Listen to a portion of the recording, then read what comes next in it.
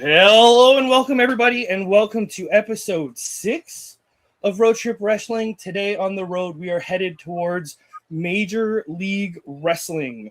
Will this company be a joy to watch, or will it be a major pain in the ass? Only time will tell. On the road with us tonight, we have Jason, as always, with us, and today we have a new guest, a new friend, Josh from Kayfabe Central. So, Josh, let us know quickly what Kayfabe Central is and what you do over there. Yeah. So first of all, thank you for having me on the show. I know we had some difficulties in getting me on the show in the first place because of life things, but I'm here now. Yeah, scheduling issues and all of that. Yeah, pretty much what I do on Kayfabe Central is I review things. I write a lot of articles. I make daily TikToks and reels on a variety of different things, whether I'm talking about a certain show, pay-per-view, whether I'm making wrestling psychology videos, whatever the case may be. It's really all over the place with Kayfabe Central, whether it be on TikTok and Instagram or on YouTube and Spotify. That's perfect, because that was my next question. So that's good to know who you are, and good to have you on the road. Jason, how you feeling having a third wheel? Are you nervous? Are you happy? What's going on?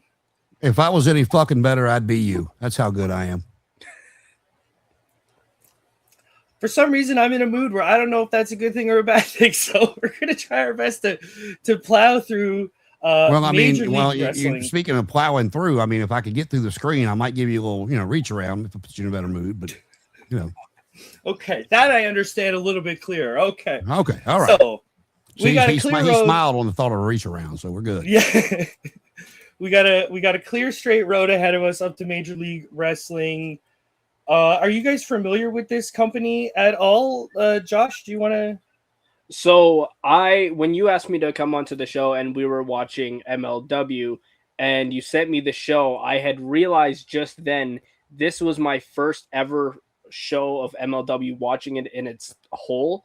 Obviously, I knew of the product, I knew of the show, I knew like people that were on the show, but I've never watched a full MLW show in its whole. So this is a first for me. So as we go through the show, like I can't really say whether a winner was a good winner or if it was a bad winner.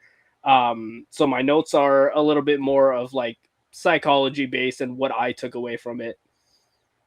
Yeah, Jason, are you familiar with Major Leagues at all? Owned by one Mr. Court Bauer, who used to be a writer in the World Wrestling Entertainment world, and sued them a little while back and won quite a substantial amount of money that is keeping this thing going. They were actually on, I can't remember the channel, but during COVID, they were on a channel that Verizon provided when I had them as a cable and internet provider, and I did watch them some back then. And you would see not the caliber of athlete and performer name wise that AEW brings in per se, but you would see a lot of the mid and lower card WWE people that had been released or just contract ran out that he would bring in, and you can see that all over this show as well. And I mean, I like what Corbett was doing. I like any alternative that gives the guys and the girls a place to showcase their talents and get. I love all the indie promotions, but when you can get in one that's got a little bit of a following on it and get yourself out there, it's going to help you do nothing but move up. And hats off to Court Bauer for continuing to do this thing. Yeah. Okay. So you guys had way more information on this company than I did going in. I had heard of it. I knew it was there. It was just sort of on the far end of my radar, but I was like, okay, let's, I believe Jason suggested this. So, okay, let's dive in. And we found this show on YouTube. The show we are watching is Battle Riot 8. From what, long story short, it seems to be their version of their Royal Rumble, which I thought, hey, that might be a fun, even as a non-WWE fan, the Royal Rumbles are always a good looking glass at what's going on in that company right now. You get to see who the stars are. You get to see kind of glimpses of stories. So I thought, okay, this will be fun. Did it turn out that way? I don't know. But I did a little bit of research, and I did not know that this company started in 2002. Like this company was known as an ECW ripoff, which part of me went, really?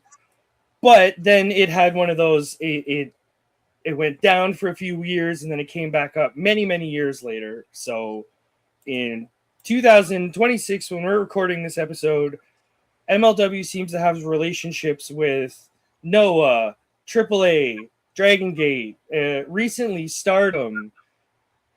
This seems to be the company that's friends with everybody. So that's like you're already off to a good start. But yeah, I was not familiar with this company in a major way. So it'll be sort of interesting to get into the show itself. All right, so getting into the arena and getting to our seats, we get a look at the rampway. We get a look at the ring setup. Does anybody have any notes or comments on their quote unquote rampway, their quote unquote stage? For MLW, no, not really. I mean, it's it's pretty laid back. It's simple, but it's to the point. No flash. I've told you before on multiple occasions. That's what I grew up on was, that shit. At least they had a ramp. When I was growing up, they just come out the curtain, walking down the concrete. So, I mean, that's, I don't mind some of the stuff that the bigger companies do, but it's just too much on a lot of occasions. I mean, they talk about spending a week to build the damn ramp for WrestleMania and stuff like that. And I mean, this was simple, but it worked. And, I enjoyed the show. I really did. And just, they won $20 million in an antitrust lawsuit from WWE. $20 million. The one thing that threw me off about this show, I don't know if you guys noticed it at all. I felt like it was extremely weird that the ramp relative to the hard cam was on the right-hand side. Does that make sense? Because every time you watch AEW or WWE, the ramp is on the left compared to the hard cam. So seeing that their entrance was on the right to the hard cam, it's very small detail. I don't know why this bugs me, but for some reason, I just thought it was a visual thing that stood out. But yeah, just to be matter of fact, their rampway is just a simple, like, what is it? Like TNA had them for a while, where it was the cylinders, I guess, for lack of a better word. There was kind of the walkout circles, which are nice, but I would have also equated a little bit to what we saw in Juggalo Pro Wrestling. Yeah, minimal entryway, but hey, if they had this at my local indie, we would be ecstatic. So let's just put that to a little bit of realism. But okay, so opening match. We say opening match. There's only 2 matches on this card, so this is going to be a little bit of a nightmare to get through. But the opening match is... Well, they actually had more matches than what the video showed, but that's okay. Oh, sort of like a dark match edition? Which ones do you have listed? Oh, I have 2. So the first one we had that was on the video was Kushida versus Templario.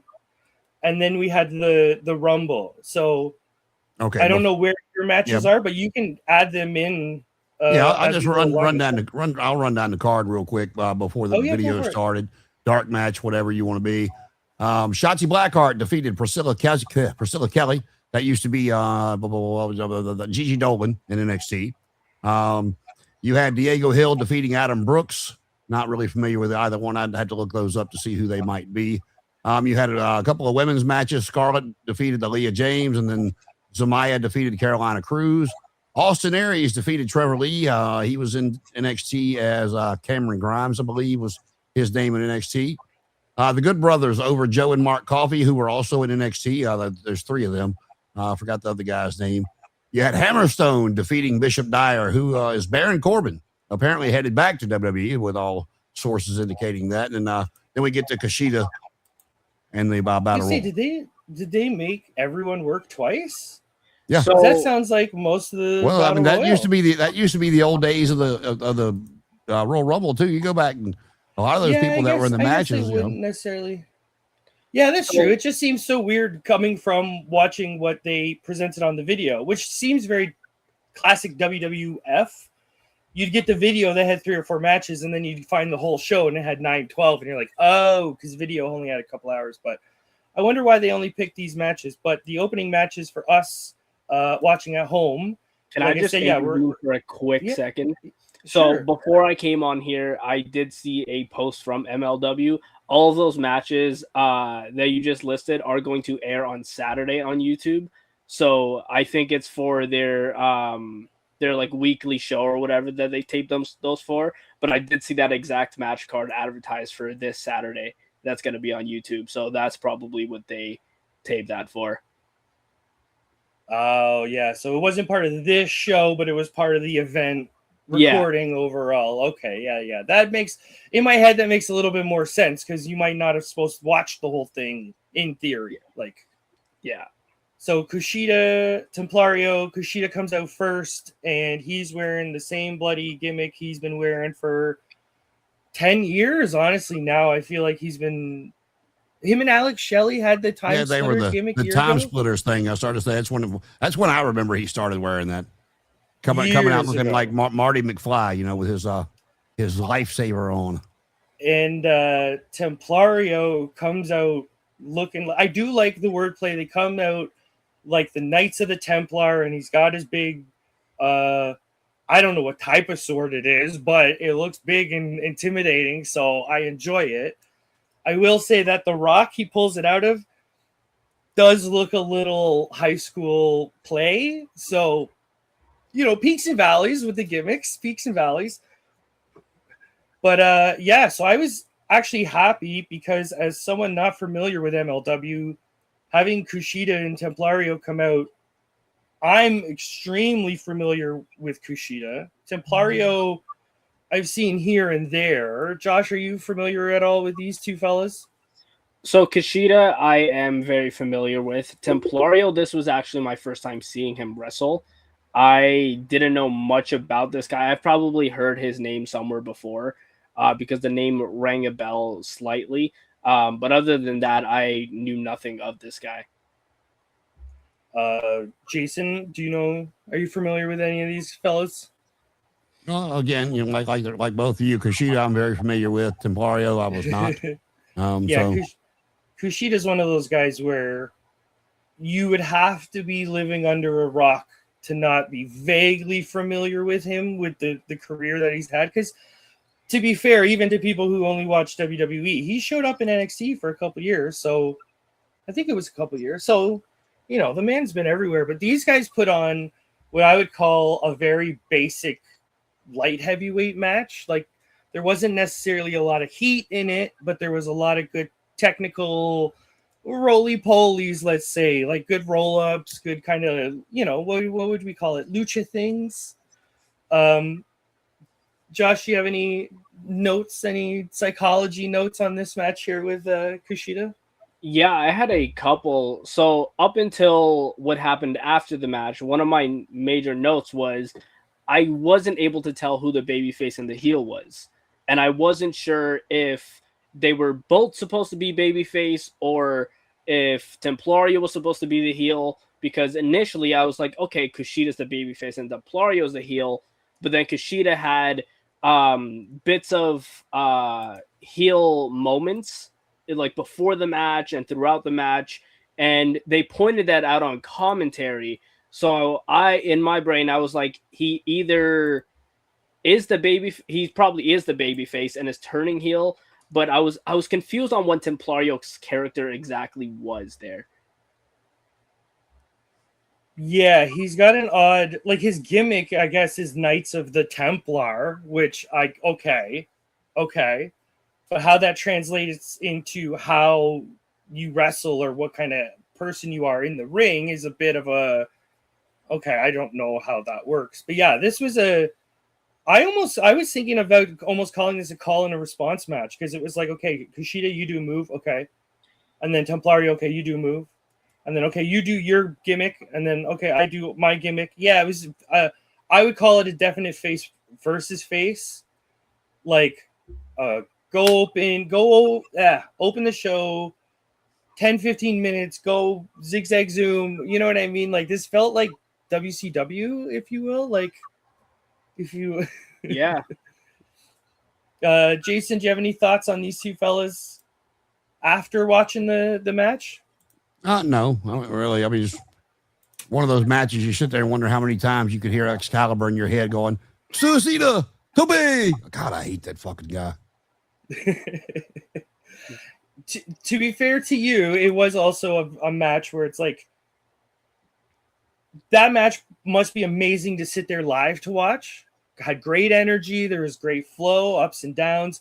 But yeah, as you're watching it as a fan, and you're like, okay, well, who's the bad guy? It was a good match to get the crowd ready, because if you ever sit down and watched a Royal Rumble per se, that that kind of fast paced, high action match, these start slow. It's a slow burn into these matches with the entrance and the both entrances coming out, wondering who's going to be one, wondering who's going to be two, and so forth and so forth. So it gave the crowd time to kind of and then slowly that gradual build back up. Yeah, I will give them credit. You have two, well, I'm going to assume vets, because Templario looked amazing, and we all know Kushida. And it's like, guys, go out, be great, but don't pop a gasket. Don't get the crowd too, you know what I mean? Like a little bit of foreplay, warm them up, but don't get too crazy. Yeah. Well, the big difference is, we keep comparing it to the Royal Rumble. Yeah, it's similar, but in this one, you can also, besides being eliminated over the top rope, you can also be pinned or submitted. And so I don't know if that's something they came up with or something another indie promotion came up with that I'm not familiar with. But yeah, in this one, you didn't see a lot of it, but you saw a couple people get pinned and submitted to be eliminated from this match. I always chop that up to what I call international rules, because you see it in New Japan, you see it in Lucha Underground, you see it in CMML for some of their battle royals. It's just a bit more. I think the idea is, if Josh's finisher goes into a pin, why is he going to hit his finisher and then pick me up and throw me over the top rope? Just hit me with the move 1, 2, 3. It's a bit, you know what I mean? Shorter to the point, I guess, depending on their moves. But yeah. The only thing I want to highlight before we get into the Rumble is they had an ad for Don Gatto, and he was doing, quote, and I quote from the ad, "cool moves." And it was just a luchador in a suit going, and two guys who, I don't know if you guys remember the names of the actors, but they were just sitting there going, yeah, this guy's so cool. And I don't know what it was about this segment, but that 30 seconds or whatever it was made me go, Don Gatto's my boy. I don't know who he is, what he does, where he's from, any of that, but if he shows up, I'm cheering. So I don't know how to phrase it, but there was so much charm in that one little segment that was, you know what I mean, condensed. You don't need a 5-minute backstage promo. 30 seconds of just you going, I'm in. So I don't know if it was how it was directed or if it was the other fellas in the skit, but yeah, I was in to that.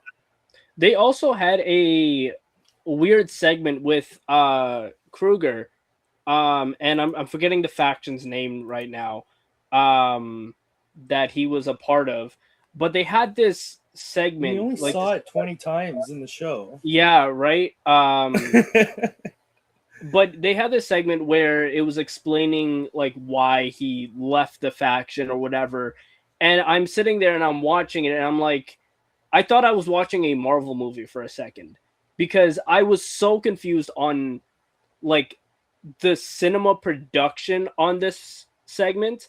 It felt a little over the top. Just a tad over the top with that segment. I'm not familiar with Kruger. I haven't seen him wrestle before, so Contra. I Contra, that was the faction name. So maybe I'm crapping on somebody's favorite wrestler here, but I just didn't fully understand it. I couldn't fully get behind it when he was in the Battle Riot or the Rumble or whatever. It was a little bit more believable. I'm like, okay, I kind of like this guy a little more. But that segment in itself was it was a little weird. Yeah, it felt very when you watch Transformers and then the Asylum has that crappy Transmorphers version. Yeah. It felt like WWE's Transformers, MLW's Transmorphers. Just for that little section, I was like, oh, this isn't necessarily the best. No. Jason, do you have any comments on this weird little backstage? Did you understand the story with what was going on? Yeah, I kind of glanced over it. I was ready for the battle royal. Oh, fair enough. Because I was watching this segment going, I think I get the story. He used them to get to the title, and now that he's got the title, he is leaving the faction because he doesn't care, which I sort of get. But the other part of me is like, okay, that not the most It's a compelling story. A story as old as time, man. I like it's not the most compelling, but yeah, okay, we got. I'll take that. It's we got something, but yeah, okay. So let's get to this battle riot, which I'll say sounds like a Japanese person made this name, and I don't mean that in an offensive, racist way. I just mean it as it doesn't sound right. It sounds, you know what I mean? It sounds like a non-English phrase kind of changed into English, and it kind of sounds weird, but. Like Jason said, this is a 40-person Rumble, no DQ. They kind of hammer that down, and pinfall submission. Yeah, pinfall submission. So no DQ, and the first two people out are Karrion Kross, who you guys probably are way more familiar with than I am. Is he the fella that got released from WWE about a few months ago?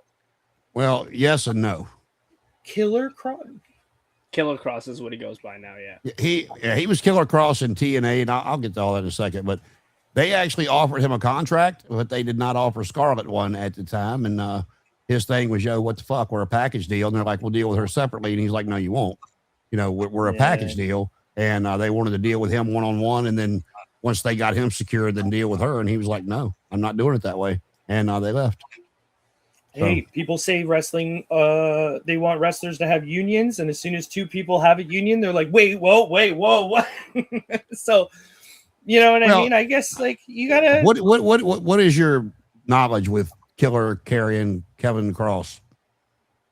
With me or Josh? No, you, because you said honestly, he's one of those guys for me that when the WWE news hits my feed, it's a name that comes up, but he wasn't necessarily a person I went, hold on, who's this? Who's this person? You know, every so often you have to look over, like Chad Gable. I took, okay, let's look. Yeah, he was just one of those guys that was there that I never really knew too much about, but you look at the guy and you go, oh, I get it. Well, that's kind of where I was going. I went back. I go back to him, and the first TNA was the first time I'd ever seen him years ago, and he was doing the same thing that the countdown's on. I'm coming to get this. I'm do blah blah blah blah blah, TikTok. But you look at the guy. He's built like a brick shit house. He's very charismatic. He looks good. Now he's not Shawn Michaels or Kenny Omega or somebody like that in the ring, but he's very serviceable and. A lot of times, especially nowadays, you don't have to be, Kenny or Shawn or, Ricky Steamboat or Flair or somebody in the ring. If you can get the crowd into it and you can go out there and have a good match with, 95% of a roster, then you normally got a spot. And how the fuck people keep dropping the ball with this guy is beyond me. I don't get it.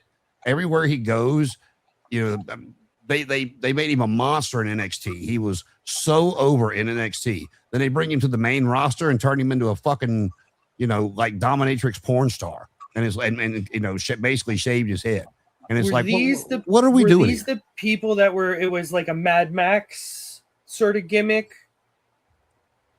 Am I misremembering a couple because they came out looking like what's his name from Mad Max with the mask with the spikes.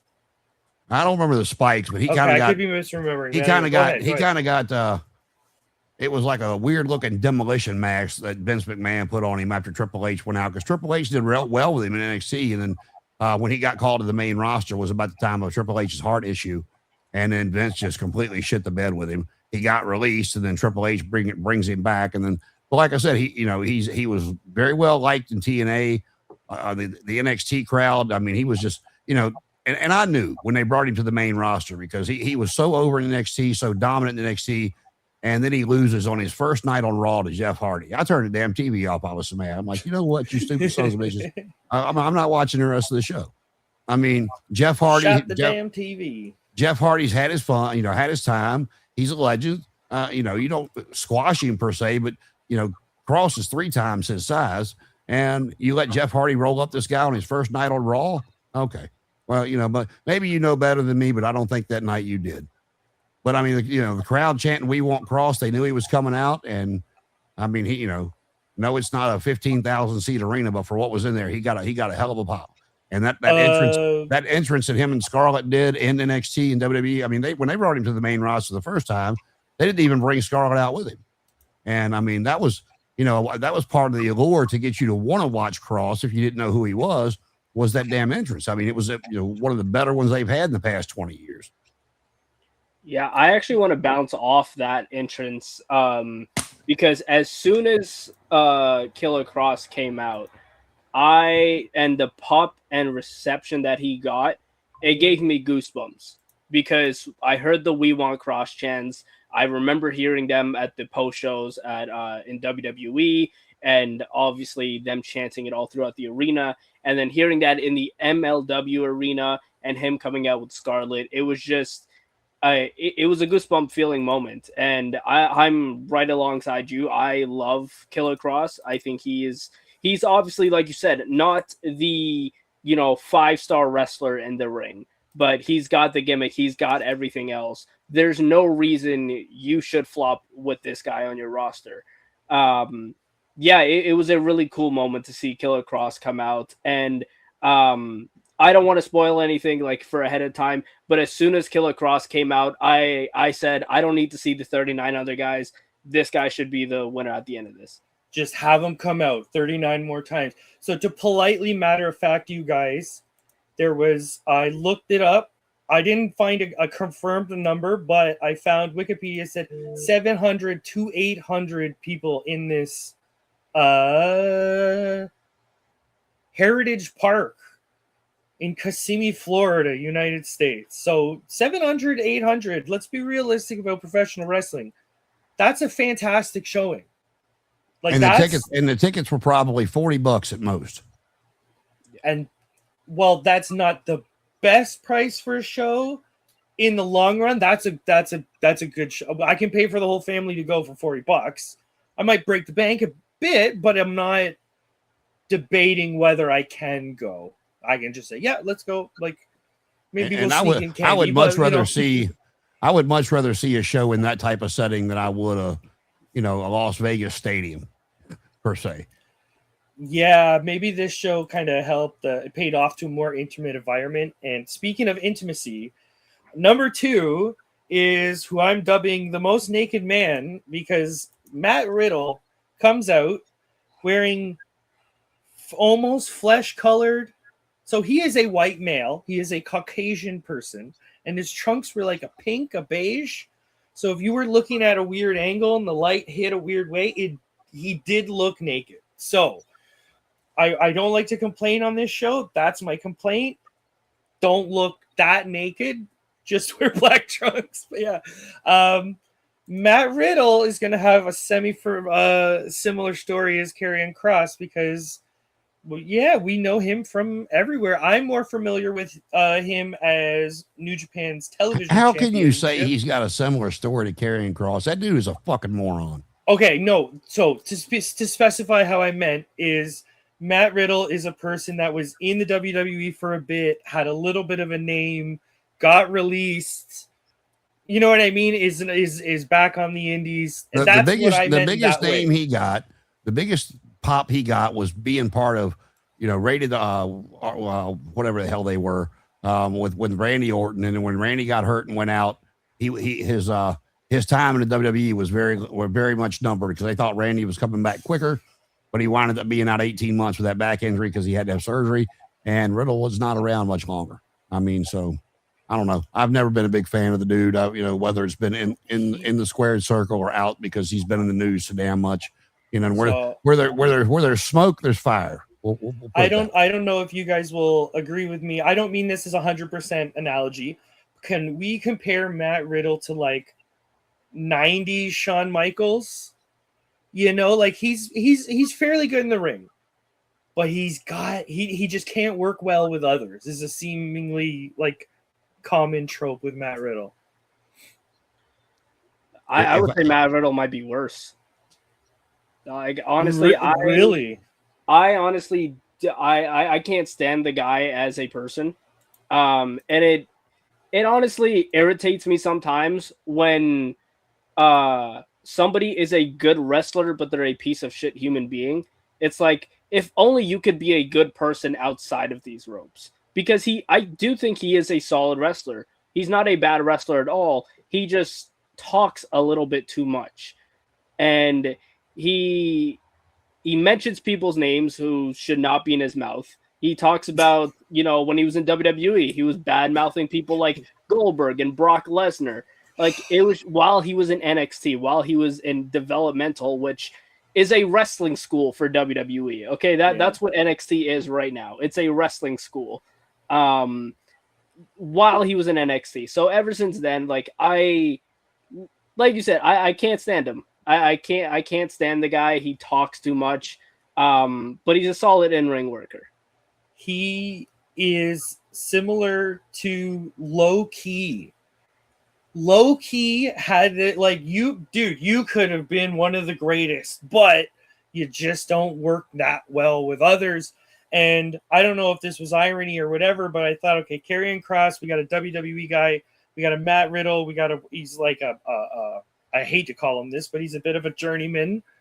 Okay, what are they going to do for the opening bit of this Battle Riot? The Royal Rumble starts off with a big thing. They usually have something. They kind of just start they start kind of brawling. And then all of a sudden, number 3. I was like, whoa, what? Huh? No. Yeah, this one I'd never heard of. Yeah, so we can't give the most attention to everybody, but we're going to give a little bit of attention where we can. Number 3 is Big Trouble Ben Bishop. He's a guy mostly known now for doing online skits. He's got his little characters. He's the shindy promoter where he's not going to pay you and he breathes heavy. Josh, you're nodding your head. I take it you're semi-familiar with Ben Bishop? I'm very familiar with Ben Bishop. He pops up on my feed all the time. I follow him. He does this whole it's almost like an alter ego kind of skit thing that he does where he calls himself Tribal Keith, and he just he shits on like good wrestlers or whatever. It's a pretty entertaining thing that he does on social media. But this was my first time actually seeing him wrestle, and holy God, I did not know he was that tall. I would not have thunk that he was that massive of a dude, because he came out. I saw the name Ben Bishop. I was like, oh, okay. And he comes out and he's near 7 foot tall. I was like, okay, this is going to be interesting. I did not think. Yeah. Yeah. And Jason, are you familiar with Ben Bishop? You said you were only a touch. No, I have never. That's the first time I've ever seen him. I will say this, and then we can quickly move on, but I don't know if you guys will agree, but if you squint and look at Ben Bishop, I see Kevin Nash. Do you guys see it too? Like, if you squint, he's got the sidewalk slam, he's got a little bit of charisma, he's got the big boot and stuff. So, when I see Ben Bishop and I squint, I go, he's got potential to be a Kevin Nash-ish personality, let him get a bit more confidence, cool guy character. You might be right. Maybe that's why he was the first one to be eliminated and not go over the top rope. Riddle defeated him by submission. Maybe he tore his quad that quick into the match. I don't know. I was gonna say that was a note that I had written down, because he comes out, he's this big dude. This should be a guy where a couple people team up to throw him out. Realistically, he's that big of a dude. They had this whole thing where Cross and Riddle were 1 second enemies and then 1 second teammates. You could have had Cross and Riddle team up on him.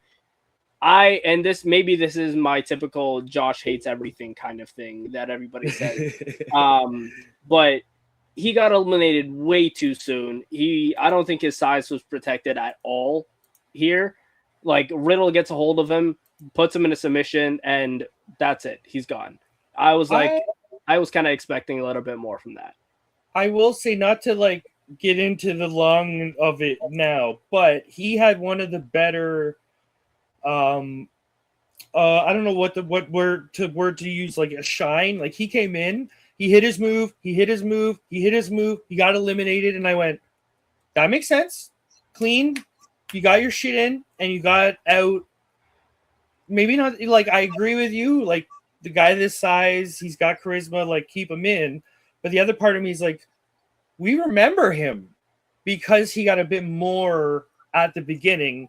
But speaking of squint and you see Kevin Nash out at number 4, Doc Gallows. For the first time, for the first of 2 times in this match. I feel like Doc Gallows is one of those people like Kushida and Matt Riddle, where it's like, these guys have been everywhere, right? Like, are you guys are familiar with Doc Gallows? I say sarcastically. Big LG. Yeah, I will say this before moving on.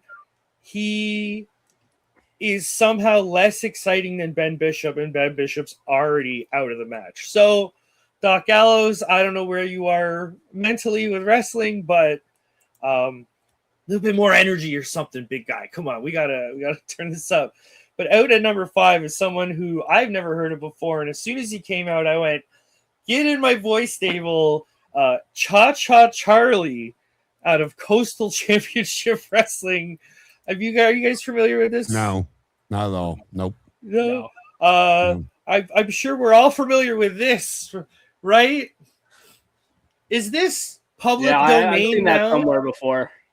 Like, there was Lucha. Like, I want to say there's an Australian guy that comes out that does da da da da da da da da.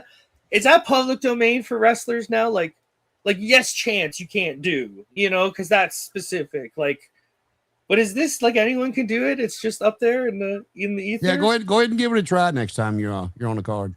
Hey, dude, the crowd pop for this. So, rule number 1 to wrestling, if you want fans, have a dance, because this guy comes out and everybody's dancing along, and it was like, oh, this feels like the Fed. We get a couple big guys come out. This guy's got a special entrance. Okay, we're getting a little bit of rhythm, but he tries to go after Riddle and immediately gets eliminated. So a memorable. I kind of enjoyed this guy for some reason. I don't know why. Right? He came out and the crowd was loving him. And one of my notes was, he has a gimmick that could get over. And like, I could picture this in an NXT. I can't picture it on like the main roster or anything, but I can picture it in an NXT or a TNA environment, where he could get over with this gimmick a little bit. Yeah, we've had people do the same like kind of motions and dances before, but how many things in wrestling has already been stolen anyway? So if the crowd reacts, it's a good thing. So the crowd reacted. You got to credit where it's due, right? When I heard the name, all I could picture was Jimmy Valiant dressed up as Charlie Brown back in the 80s when he lost the Loser Leave Town match. So on that, it does feel very not dated, but it does feel like a very classic name, Cha Cha Charlie. Like, it's got I don't know, it's got an alliteration, I guess, is what's charming about this character, this person. But out next, number 6, another person who's been in and out of every company ever, Joe Coffey. Are you guys familiar with this fella coming out?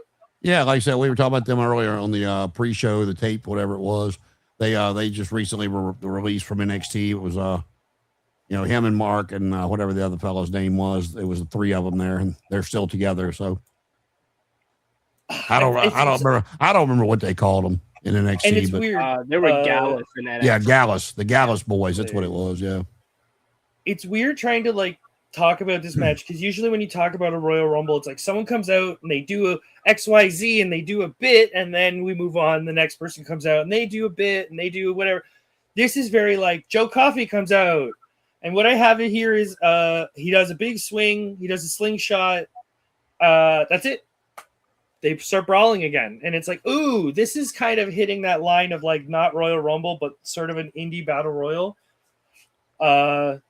But it's little things that people overlook sometimes. That like my favorite beginning to a Royal Rumble, and you've heard them talk about it over the years. They didn't know it was going to happen. Was when Axe came out number 1, the music stopped, and then the crowd and then the music started again, and Smash was number 2. Demolition was 1 and 2, and they said they had no idea they were going to do that, and they were just like, okay, well, I guess we're going to fight now, and in all reality, what they should have done was just waited, let the third guy come out, throw him over, and so forth and so forth and so forth. You gotta have a bit, and then fight at the end, But yeah, like I said, I thought it was interesting the way they did it, because he was like, whoa, shit, they're going to do that, okay, and they actually fought, and then of course when whoever came out next, they did eliminate like one or two people and went back to fighting, but I just thought it was interesting the way they did it. This is going to be a theme of coming through the show, but yeah, it doesn't necessarily have those same punches that a WWE Royal Rumble would have. This actually kind of had that little bit of a punch, because number 7, Diego Hill, comes in and drop kicks everyone, and I was like, okay, here we go. A little bit of action, but immediately gets paid, gets a receipt, and then just back to brawling, and it's like, oh, out next. The reigning, defending MLW champion. I was just going to have to say, you guys are going to have to fill me on this one, because number 8 is Mads Krul Kruger. Never heard of him. Josh, can you help us? Haven't heard of him until I watched the show. Okay, so we are all first-time watchers of this. Did the tiniest bit of research. He's been in the business 14 years.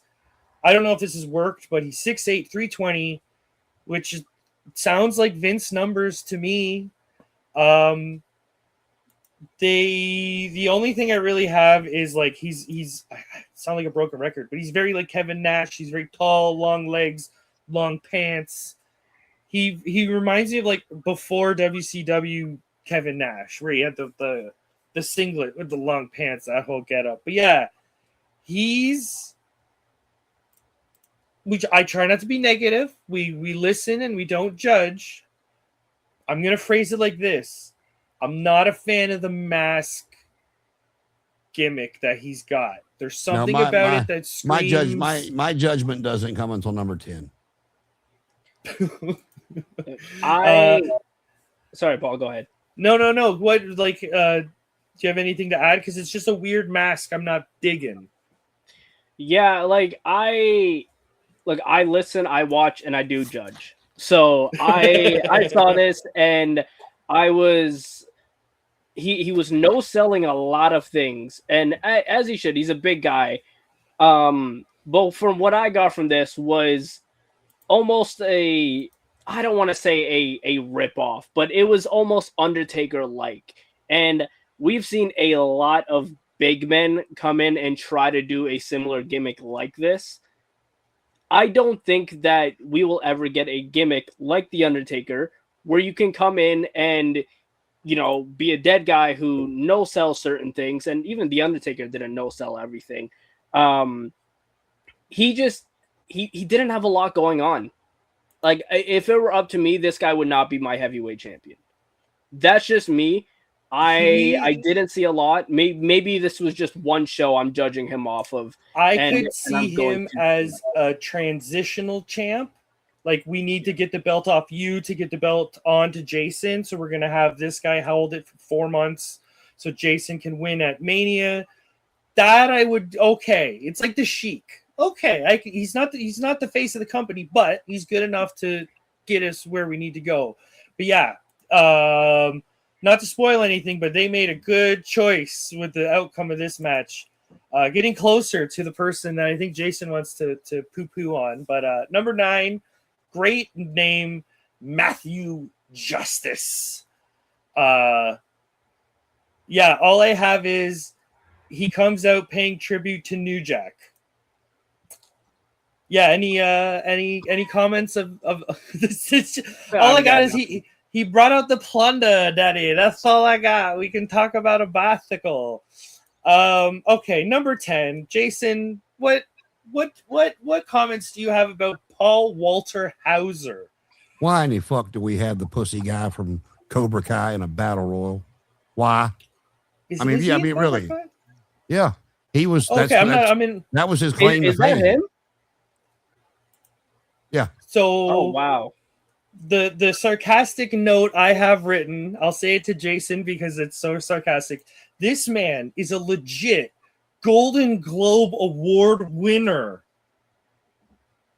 Yeah. Okay. Yeah. Okay. Most people, I think, if you're a normal human being, you might remember him from I Think You Should Leave with Tim Robinson. He's in a couple of those sketches, kind of a bigger guy. I think he was in a movie show recently. We played a serial killer. He's one of, for lack of a better term, those guys, actors. You know, those character actors where you can't remember their name, but you go, hey, that's that guy that was in Murder, She Wrote. That's the, like, that's the villain from Home Alone. That, it's one of those. He was the pussy from Cobra Kai. Damn it. I'm going to trust you on that and hope that we're not, getting ourselves in any trouble. But from what I can tell, he's like a David Arquette type of character. He loves professional wrestling, and he's trying to put the work in to, like, Shane McMahon earn the respect of the roster. That I get. Is he a name that's bringing attention to MLW? I don't know. But I can't help but notice that when he came in, during all the ska that's been happening, somehow a pineapple has rolled its way into the middle of the ring. For those unfamiliar, a wrestling ring has like a dip in the center. It's held up on the sides, and it's got a slight dip. If it's an old ring, if it's not a perfect ring, it's kind of... So this poor pineapple has just rolled its way, and Paul Walterhauser takes a bump, and I swear that pineapple's right behind its head, and I was like, okay, someone get that out of the ring. Why is that here? What are you doing? That's the most dangerous thing in this whole ring. But no, everyone ignored it. No one touched it. Moving on. Should have bought a coconut ball. So one thing about this guy, I didn't write any notes about this guy because this guy came out. Okay. I'm like, okay, this is MLW's Big Boom AJ from AEW. That's all I got from this. I was like, there's nothing important to be seen about this guy. Like, I can see him being brought in for like another show or a couple shows down the road or whatever, like a couple major shows, like on a pre-show gimmick that they may have or something. But that's all I really had from him.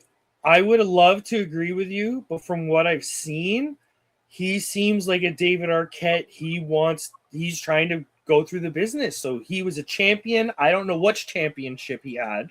So I don't know if it was the world title or if it was a tag title, trios, whatever. I just remember him having a belt and doing the rounds. So he's trying to be a wrestler, but I totally agree with you where this should be a Shaq-esque segment.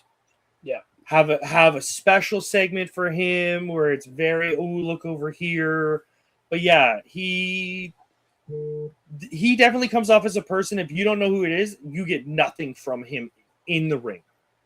Yeah. Well, but before we go too much further, speaking of Big Boom AJ, did you see QT Marshall about kill himself at the pay-per-view the other night? Hey, some people are willing to put their bodies on the line for professional wrestling, and I will put his body on the line. He slipped on the fucking water and about killed himself on the top rope. That's not putting your body on the line. It's busting your ass on live TV. I have mixed feelings about those guys, but they were on the pre-show, so I can't be too mad. It wasn't AJ. It was fucking QT Marshall. Marshall, excuse me. Oh, the guy that's training people. Oh, yeah. He's a bit of a goofball. All right. They are collectively known as Boom and Doom in the tag team ranks. Not the worst name. All right, we're gonna have to get up. Moving on in the battle riot. Okay, number 11, Josh Bishop, who set up Chekhov's guns, Chekhov tables, and then just gets in the ring and starts brawling. So, okay. Any comments on Josh Bishop quickly? No, not for me. There's something about Josh Bishop that strikes me as he has potential. Like he's not fully there yet. I like the spot that he had where he did the razor's edge from the ring to the outside. I can't remember who he did it on, but threw them outside into a table. That was pretty cool. I've seen him a couple times. He's shown up on Fourth Rope. He's shown up on TNA before. He's not a bad big man. he's not the greatest right now, but he's all right. But he has potential. I think if he puts some more work in, he gets some more, shows under his belt, matches under his belt. I think he can do some things. One little fun fact about him. I tried to get one about everyone, but we're trying to go through quickly. He's a product of Johnny Gargano and Candice LeRae. Is that her name? Yeah. He's a product of those two. So out of all the people that could be your coaches, heck yeah, brother. That's two good ones. Speaking of someone who would be a good coach, number 12, Paul London. I was getting ready to say, speaking of weird motherfuckers.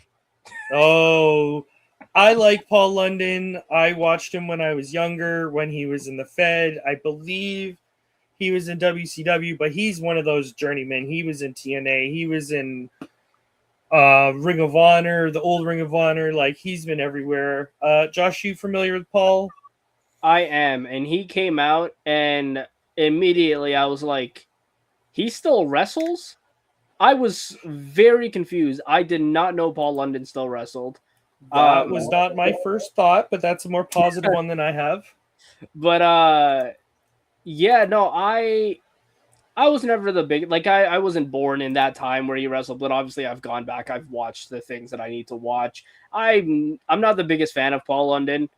Like, he didn't do anything spectacular in WWE.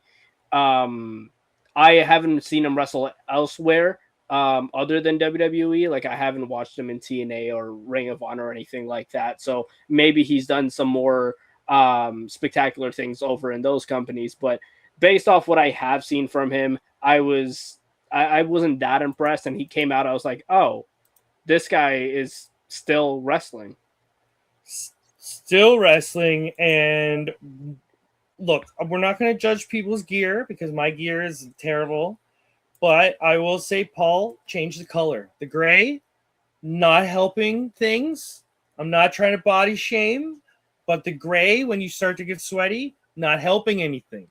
So maybe get, a little bit darker color, something a bit more flattering. But that was my only comment is, hey, good for Paul London. And I was like, oh, we need you in a sweater or something. But hey, yeah, he was what I would chop up. I would put him in the circle of wrestlers like Lance Storm. Fantastic physical worker, could wrestle circles around you. Could I name you one promo or segment he's ever done? No. But I remember that one time he did that cool flip-de-doo in the Royal Rumble. He's one of those wrestlers, right? So, moving on, number 13, Anthony Green. What? Never heard of him. Are you? All I have here is he was trained by Spike Dudley coming out of the PC, and he gets fed properly. So I don't know if he remembered his fed training, but he comes out, do a move, hit you, bing, bang, boom. Hey, we got something here. And then the greatest thing to ever happen in professional wrestling, Stone Cold Austin 316, move over. Kenny Okada, move over. Because number 14 is Don Gatto. I don't know why I love this guy so much. I think it's the lucha mask with the suit, but he comes out with the JBL entrance. He's got the girls. He comes out and he has, I don't know if there's a term for it. I don't drink alcohol, but it's like a board where they put the shot glasses on and they all drink from it. I don't know. I'm fully down. But I'm going to be self-aware, and as soon as I saw him in the ring, I went, you can't work at all. So I don't know what this gimmick is or what this person is. Do you guys do you enjoy Don Gatto the way that I enjoy Don Gatto? No. I'm going to take that as a no. Okay, so no, I didn't write a note about this guy or anything. He came out, I was like, I don't even have an opinion on him, to be honest. He just came out so and fair. he was kind of just there. I was like, I don't really care for this gimmick, to be honest. I was more focused on everybody else in the ring. And he comes out in this car or limo, whatever it was, with these girls and the shot board. And I'm just like, okay. I totally can get on board with that, and I totally agree. I think the reason I love this so much is the rest of the show has been very sort of bland, generic. Like everybody's trying to be, I'm tough wrestler. What's your gimmick? I'm tough wrestler. What's your gimmick? I wrestle. What's your gimmick? I'm a fucking weird lucha guy wearing a, like, he just seems so non-serious that it just tickles me in the right way, where it's just like, this guy. Don't let him win, ever. Never. This guy. All the way. I don't know, like, I think it was just so stupid that I had to love it. But moving on, number 15, Stallion Rogers. Never heard of no them relation. Never heard of him either. Nope. Yeah. And that's it, basically. And number next, 16. Next, we have the most popular man in wrestling, period. Beloved. In history. An icon. More love than Sting. They call him the moral backbone of the locker room. For those who are unfamiliar with who we're talking about, Austin Aries comes out next. And the first words out of the announcers are, oh boy. So take that how you will. But yeah, number 16, Austin Aries. Jason, are you familiar with Austin at all in any way, shape, or form? No. I don't know. It seems kind of like a dick. Josh, are you familiar with? Fucking prick. Unfortunately, I do know a lot about Austin Aries. I was a fan of his before he became a POS. I think he's a good in-ring worker. I'll give him that. He's solid in the ring. But other than that, I got nothing on Austin Aries. I couldn't care that he was in this match at all. We'll put him. Yeah, see, I'm right there in the with you, low-key group of wrestlers where you're good in the ring, but you're not the best person in the locker room. But yeah, sorry, Jason, go ahead. No, I was agreeing with him. I mean, the guy's phenomenal in the ring. He probably still is, but I mean, you know, a battle royal is not the best place to show your in-ring skill. But I mean, it's not. I will say he did one entertaining thing in the whole match, and I feel like that's oddly saying nothing and saying something when we're talking about this show. But yeah, moving on to a person who also has a double A name, but apparently has a much better reputation. Alan Angels of Dark Order fame is out at number 17. Does Alan Angels need an introduction? Are you guys both familiar with good old Al? No, I'm familiar with it, but it's been a while. I mean, you know, a lot of these guys on here, people will be familiar with, but just you hadn't seen them in a while. There has been a running trend of he was in blank and is now here. He was in blank. Alan Angels worked, AEW Dark Order. I've seen him in New Japan on the American side. He was in TNA. He does the mystery wrestling. I think they're out in Quebec, Montreal, somewhere out there, but he's super active. So to not know Alan Angels in the slightest little bit is maybe I'm biased because he's Canadian, so we get a bit more of him. Like Josh, I'm sure you're familiar with Alan Angels. I am familiar with him, like you said, in the slightest little bit. I have heard the name.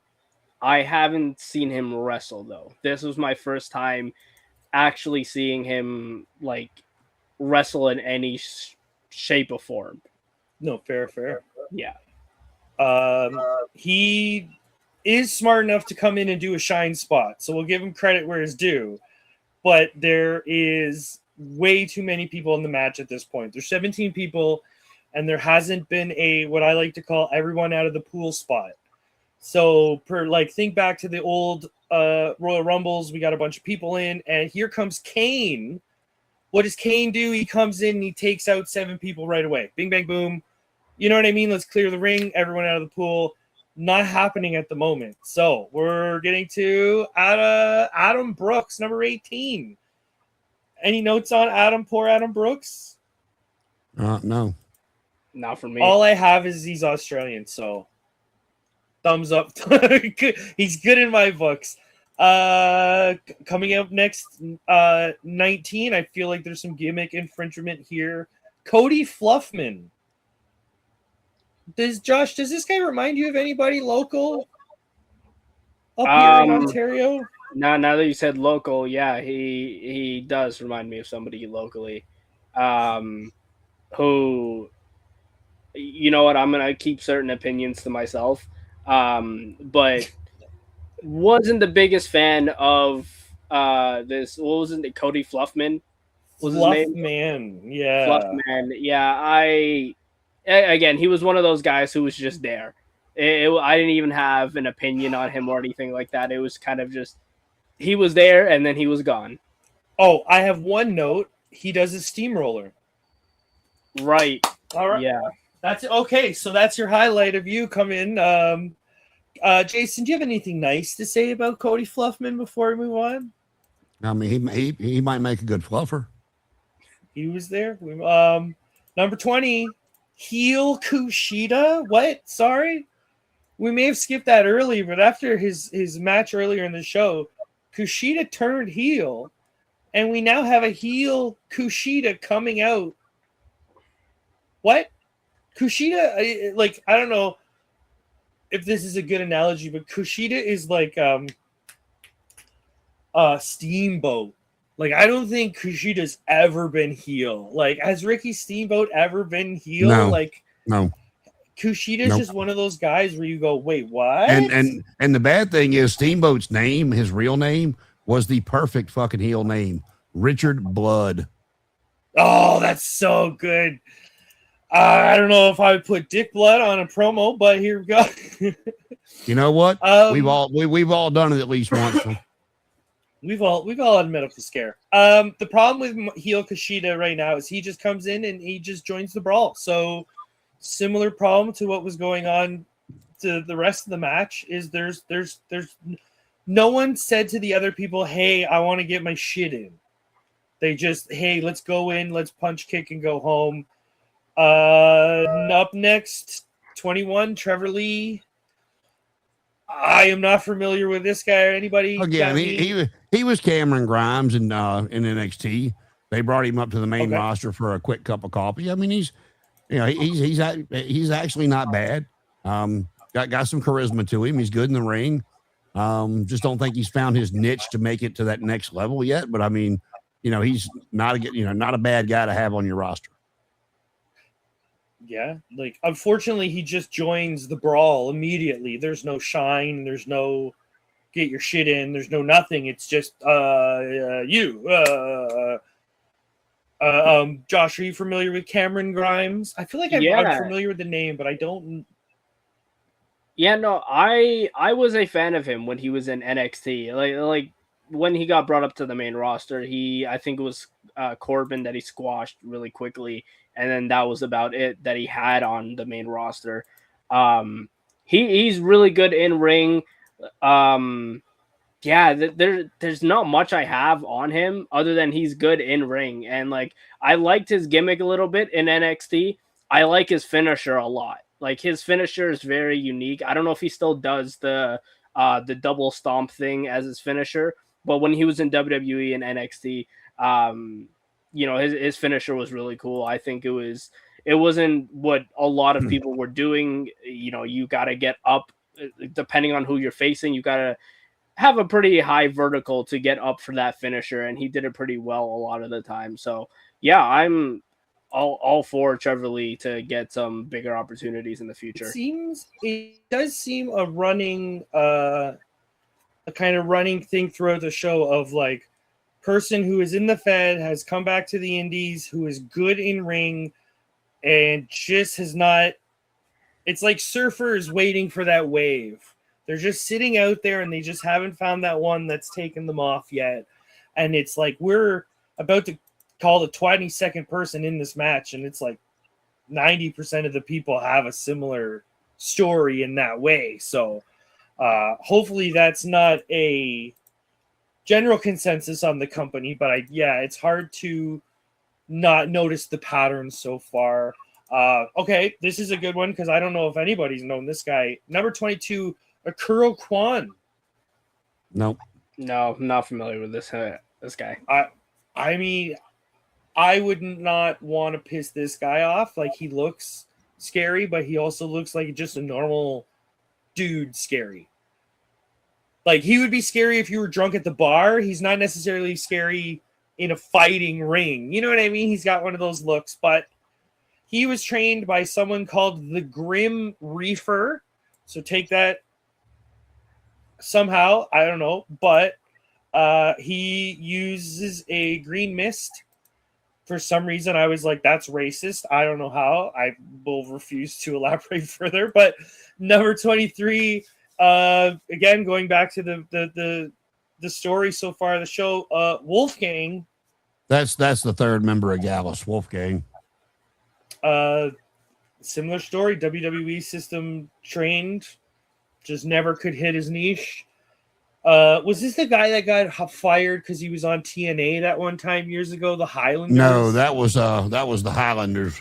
It was Rory of the Highlanders that happened. Oh, okay. For some reason, my brain it was went to Wolfgang. that. Yeah, Wolfgang and the Coffee Brothers made up Gallus in NXT. It's like, Josh, are you a fan of Wolfgang at all? I'm a fan of Wolfgang. I think he's decent in the ring. I wasn't the biggest fan of Gallus. At first I was, but eventually they kind of just got a little bit stale. They were doing the same thing every week on NXT, and I just couldn't fully get behind them. I think individually, they're all great wrestlers. They're all hard hitters, but as a collective, I just didn't understand the idea behind Gallus. Well, I thought they were a better version of the Brawling Brutes personally, but they were very similar. Not necessarily the greatest faction to make reference to. So, well, I mean, again, I didn't say they were great. I just said they were better than that. And I know. Unfortunately, Wolfgang comes out and just joins the brawl. So I don't know how they plan this in the back or what kind of plan they had. But at this point, I don't know about you guys, but I don't know if I would say I started to reject the show, but there was a point in me we're going like even watching this with friends, like me and Jason watched it with a couple buddies, and it's like, woo, okay, check the time, like let's see what the weather is for the drive home. With this many people, I was like, can we get a Titus O'Neil spot or something right quick and to break the monotony? But it didn't have the charm that a Royal Rumble would have, so it just kept going and going. And speaking of keep going and going, probably one of the better names out of this whole Rumble, Baba Thunder, who turned around and eliminated himself. So, okay, that was 24.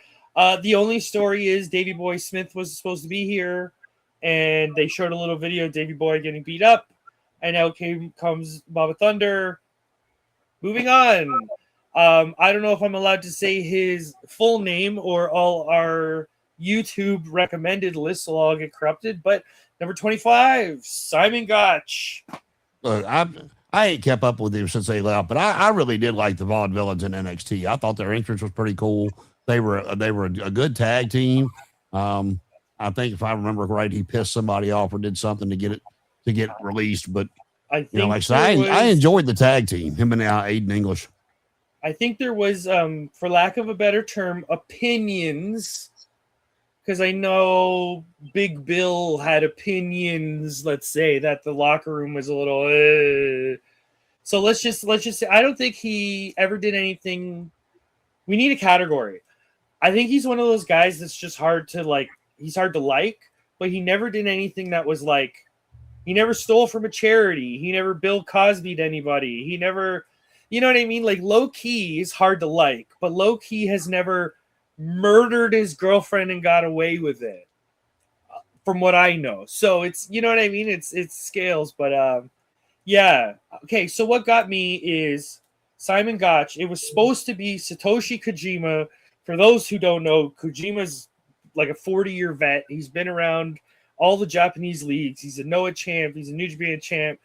As soon as I saw this, I went, hey, a little bit more international talent. This is going to be great. No, they show the video of him getting beat up by people in black pants. that was probably obviously filmed in Japan, and they just sent it so they didn't have to fly him out. Sure, but yeah, going from Kojima to Simon Gotch. Oh, you guys got a aspirin or something I can have? It's starting to tax, making things even worse. Number 26, just no one. Just And he also eliminated himself. Yeah, and we get Gotch, Kushida get taken out, Kwan gets taken out off screen, and it's guys, come on, what's going on? You got to at least have cameramen pointing in the direction of this stuff. But I will say a big white lad comes out. I don't know if you guys have different words of choice for this person, and knocks out Mads, the champion, and Baba Thunder, and they all beat up on Mads. The crowd was not too encouraging on this fella for maybe some obvious reasons, but you guys want to body shame someone real quick? Is anyone? No, this has just started going so bad. The next one they had to bring out was Jesus to pray over it all and try to bring it back in. I will say this: Jesus was on the bigger side, looked great. Yeah, number 27, Jesus Rodriguez. For those unfamiliar, I watched the show and went, I don't know who this guy is. When I was doing my notes, I went, that guy? That's the bloody Alberto Del Rio guy? Oh my God, I had one of those moments. And then I went, he looks great. His gear, he looks like super crazy. I don't know if you guys remember him, but whoever that white fella was out earlier, learn from Jesus. Maybe get a onesie. Maybe get, a singlet. Jesus looked great, and he came in. He was doing his C chants, and hey, we got a vet. We got someone who knows what they're doing. Like, I just want to say, Jesus Rodriguez, doing the whole C thing and then the cross arm breaker, did a very poor man's cross arm breaker compared to Alberto Del Rio's. And then the whole C thing with Del Rio's as well. So a little bit of callbacks to Alberto Del Rio. It was Alberto Del Rio's that was taken from Daniel Bryan. So it's a little bit of a recycle, of a rehash, of a recycle. I'm not against it because he came out, he hits a ghetto blaster, and he gets the chant going. So one, you did a move, and you had a thing going with the crowd. Done. Check, move on. Great. Wait. You didn't realize when he come out that was Del Rio's ring announcer from WWE days? No, it literally took me reading it on Wikipedia for me to go, oh, that guy. Why was he in the Fed for so long? Who is this guy? What do you mean he's been trained? What is going?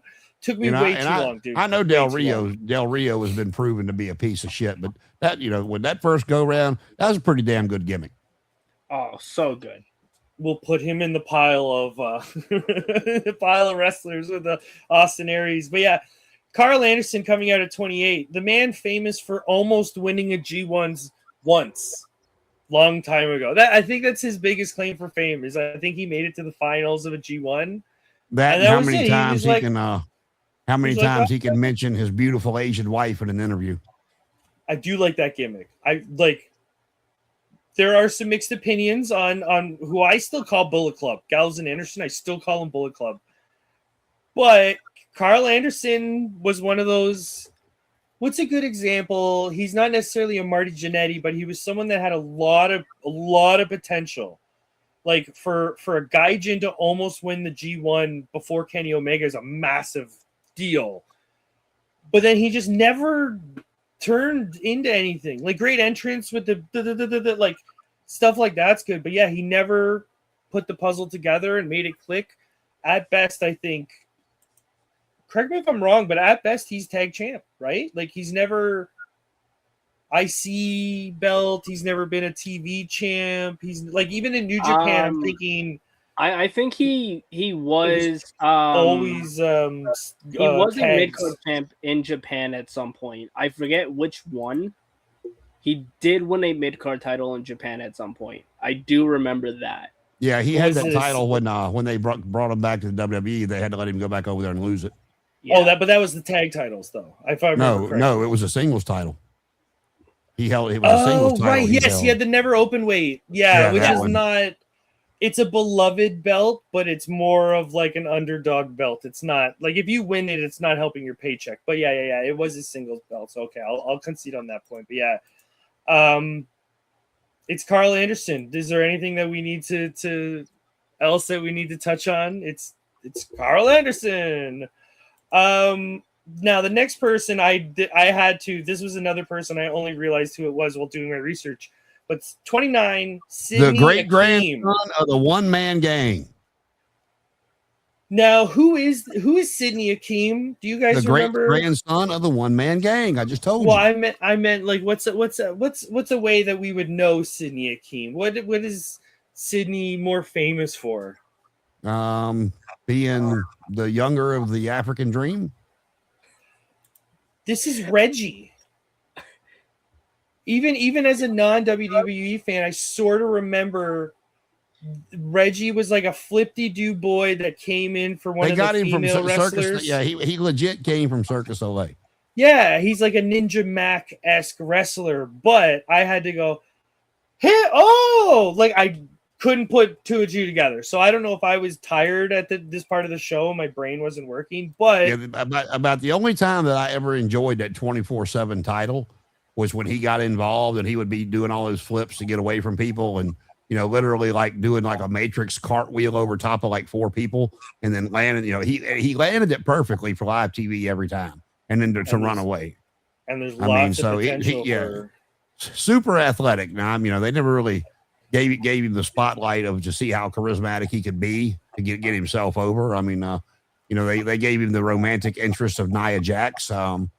We'll just leave that at what it is. Yeah, you're not getting the light heavyweight push that you think you are, but yeah, he comes out and he gets people feed for him. Did I say Nia Jax for you to in return go light heavyweight push? The fuck's wrong with you? But like to Reggie's credit, that people come in and feed for him. Like he does, you can see them look at him and kind of nod and go, and it's like, I don't know if he's well liked in the back. I imagine he is. I don't know. Something about him just seems like you catch him in the back alley smoking a joint after the show. Like he would be hard to get along with. So that's the thing in wrestling. If you're easy to get along with, and I'm in a match with you, I'm gonna go, Josh. When you come in, I'll be ready for you. You know what I mean? Like when you like people, you're gonna make sure they know. Hey, I'm going to be ready for you. What move do you want to do? Tell me, bing, bang, boom. So I think this guy's well-loved because out of all the people that come in and have a shine, he's like one of the 4 out of the 30 so far. So who knows what's going on with this. But speaking of shine, the opposite of that, Alex Hammerstone comes out, who is the only person to have a second appearance on Road Trip Wrestling. We saw him on the NWA.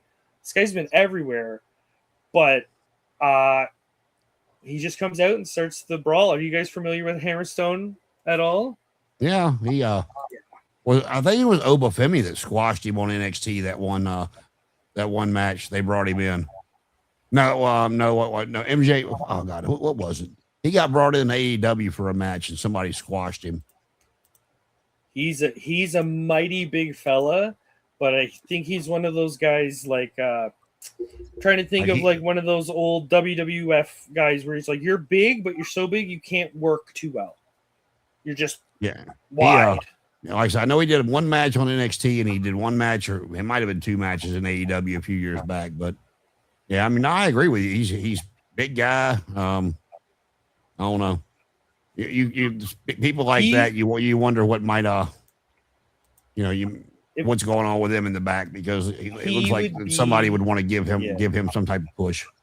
He would be fantastic. I would put him in like a trios.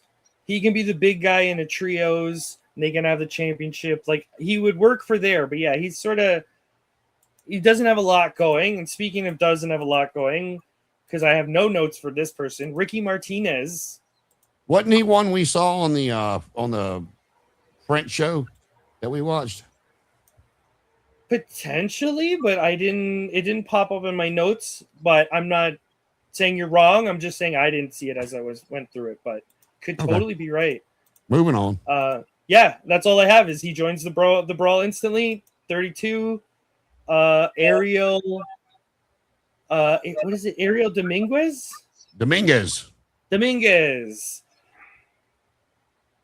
Eddie buttoned up. I've got nothing. All I have is a positive note. Sort of, he's trained by Natalia and TJ Wilson. So cool. Like, I guess, like, that's all. Number 33. Wait for it. Oh. What do you want? What do you go? I rang the bell so Festus could wrestle. Oh my God. Number 33 is a throwback gimmick that I did not know people liked. Festus comes out. Here, quick fun fact, see if you know. When Jesse and Festus were a thing in WWE, do you know who Jesse was? No. What about you, Josh? You know who he was? I can't remember, no. He is the son of Terry Bam Bam Gordy. And he was not as big as his dad. He couldn't talk like his dad. And needless to say, is not why he's no longer wrestling. But yeah, Jesse and Festus. Jesse was the son of Terry Bam Bam Gordy. Are you, Josh, are you familiar with Festus, the gimmick? I am familiar with this gimmick. Is this more of a your generation type gimmick? Because this was not a my generation type gimmick. I believe it was. I don't remember paying much attention to it, though. I think it was in the time where I was still very young and like starting to understand wrestling just a tad little bit. Is when Festus was the thing. I can't remember the prime years of when Festus initially. It didn't last very long. Yeah, no. It was a typical WWE gimmick. It wasn't like anything. It was funny for like a week, maybe. And then that was a typical WWE gimmick, but I would chop it up. I'd say it was during the time of when Eugene-esque gimmicks were coming up in WWE. Well, yeah, like I said, the first couple of times I saw it, I kind of giggled at it, and I was like, "Are we doing this again?" Okay. So when he came out, there was a big part of me that went, "Oh my God, really?" And then I heard the crowd, and I went, "Oh my God, really?" I popped for it because it's been 20 years since we saw it. I mean, so. But, yeah, I know, but for me personally, it's been 20 years since a thing I didn't like. So I'm not saying it's bad or you guys can enjoy it. I just sort of went, really? Well, I told you. I didn't know it was this popular. Yeah, once we got into whatever, especially after they bought WCW. My favorite pay-per-view of the year was always a Royal Rumble to see who was going to come back. And I completely get why they don't do that anymore. There's so many damn people on the roster. They deserve those spots. They work hard for them. But, seeing stuff like that, because they're not going to win, but that little throwback to kind of give let the crowd take a break for a minute. It's kind of what it's for. And, that's kind of stuff I missed the Royal Rumble. But, again, I get why they don't do it anymore. But don't mean I can't yearn for yesteryear. Hey, I'm not going to disagree with that because I can totally look. I don't like Festus, but I can agree with the opinion of there's just been a lot of punch kicks so far. So if someone's coming out with a gimmick that we can latch onto, the crowd chanting "Ring the Bell" was loud. So, you know what I mean? Like, I can't disagree. It's one of those. It's obviously in front of me. I have to pay attention. So, credit where it's due. But he just comes out and stands in the corner. You know what? The best thing WWE's got going right now is nothing but a gimmick. Very nice. Very evil. Very nice. Very evil. Speaking of gimmicks, but almost a lack of one. Out on 34, there's a person they've definitely been on the kind of radar, but I haven't seen much of. Donovan Dijak, also formerly known as Dominic Dijakovic. Dijakovic. I thought he was great in Ring of Honor years ago. He had some good matches with different people. I think they killed him in WWE when they put him as what the hell they call him, T-Bar, when they brought him up with Mustafa Ali's little group, and it's like everybody knew who they were. But big guy again. he's one that I would take back. That he even Baron Corbin, because they were the new skyscrapers in MLW, who's coming out next. And but to me, that's those are two big guys that is every reason why manager should still be a thing. Because you got two big guys that they're not 5-star workers, but they can have a good match. They can make people look good with their size, but they can't talk worth a shit. I mean, but you put them with somebody like a Heyman or a Cornette that can actually get them over. A Bobby Heenan from back in the day, Freddie Blassie, whoever, JJ Dillon. I mean, the list goes on and on. And you might have something. I mean, it's not 100% guaranteed. You don't know, but they got a better shot in what they do now.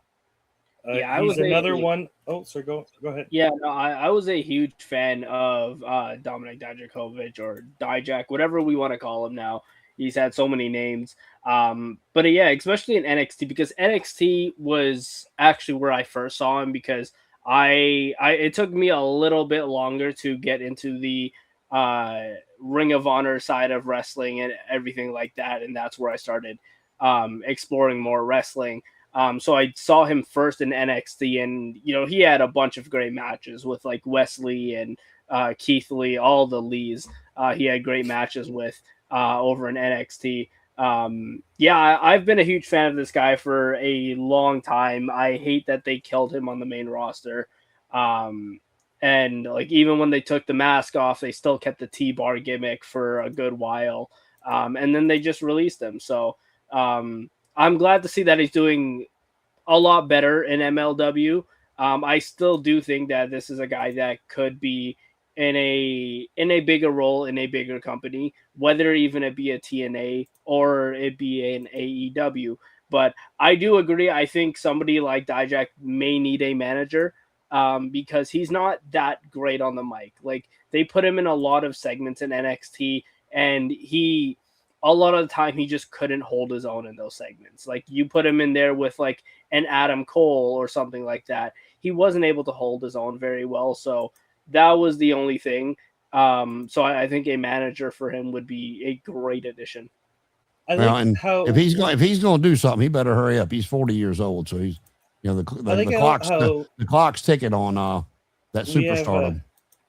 We have two different piles of wrestlers so far. I've noticed we're compiling. We have a pile of work rate strong wrestlers, gimmick weak wrestlers that left the Fed and are now in the Indies. And then we have the canceled bunch. So MLW, you have an image so far, and it's not necessarily helping you. But coming out at number 35, I have two fun facts. I don't know if this is going to anger you. I hope it does. Number 35, Baron Corbin, or Bishop Dyer in MLW, is 1, trained by Norman Smiley, and 2, retired Kurt Angle. So take that bit of information however you will. So he gave Kurt Angle the big wiggle, made him leave, huh? I like when I saw he was trained by Norman Smiley, I went, you know what?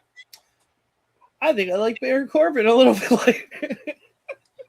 Now, I've never, from NXT to everything they tried to do with him on the main roster, I just never got it. So, see, I was the polar opposite with Baron Corbin. I was a huge fan of this guy from the minute he walked into the WWE. I always thought he had something there. Like he was to me, he was a good in-ring talent. He had the mic skills to a degree, but he knew how to get heat. He was a good heel. Like I couldn't ever imagine him in a babyface scenario. Like when he was doing the tag team thing with Braun Breaker, and they were kind of doing a tweener thing over in NXT during his like last run, that was pretty entertaining. I forget the tag team name now. But I was always a fan of this guy. I thought this guy could have gone up to the top if they traded him right and if they booked him right. And unfortunately, they never did.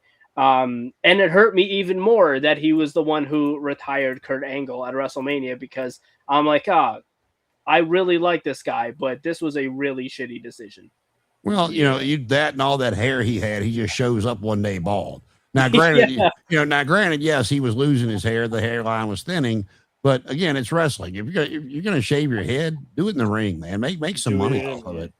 And then they put him as Happy Corbin. I'm like, what the hell? Oh man, yeah. I mean, it's just you can only do so much with to certain to people, and then expect the audience to still care.